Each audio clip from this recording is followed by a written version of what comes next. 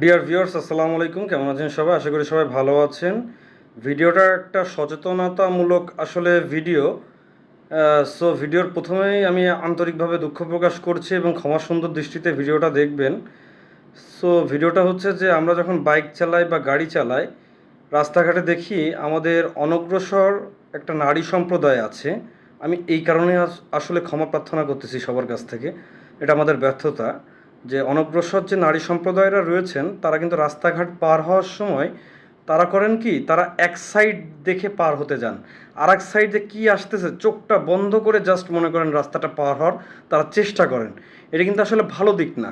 সুতরাং আমরা ঘরে ঘরে এই সচেতনতা গড়ে তুলি এবং আমাদের নারী যে সমাজটা রয়েছে, নারী যে সম্প্রদায়টা রয়েছে, কীভাবে রাস্তা পার হতে হয় তাদেরকে শিক্ষা প্রদান করি।